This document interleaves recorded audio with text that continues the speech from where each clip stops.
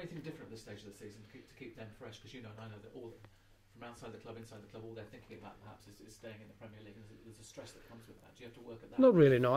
Remember that we used to this stress. I think it's not just the moment of the season.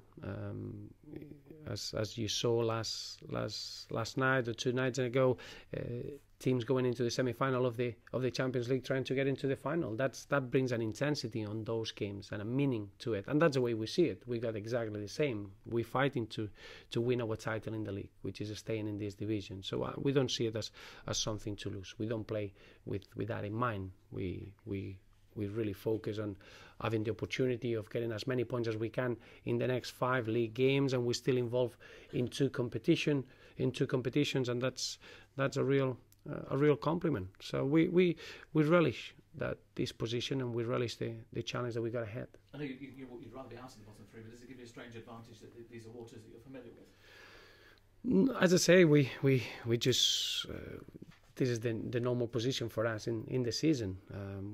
We look at the points tally. It's very similar to the one we had last season at this stage. Ideally, I do feel that we deserve more points. Just if you look at the performances that we had, the team has been performing in a better level than the points that we shown, and it's down to us to rectify that. I think we got 15 points to play for, and that's a big amount for us to show what we can do. And we don't see it as a pressurized position where we cannot enjoy our football. It's the opposite. It's an opportunity, it's a challenge, and it's something that we want to really embrace. On the outside of it, I think a lot of people are saying it's between yourselves and Villa. Do you see it as a bigger picture than that, or is it just the two teams playing for that last spot? No. I think there is a points tally that you need to reach. Any team that is in this division, you need to get a certain amount of points that guarantees you your aim of staying in the division. I think there is more than 2 teams that they haven't reached their tally. Yes, for other teams is a smaller job than others, but I still think that is more open than the people can think. You go from one game to another, one weekend to another, and it could be many twists and turns. And I still feel, and I felt that way for a long time. I do feel that it's going to go down to the last game of the season. So I do feel that fight is gonna include more than 2 teams. Are you going to give us that magic number, or is that something you're keeping secret?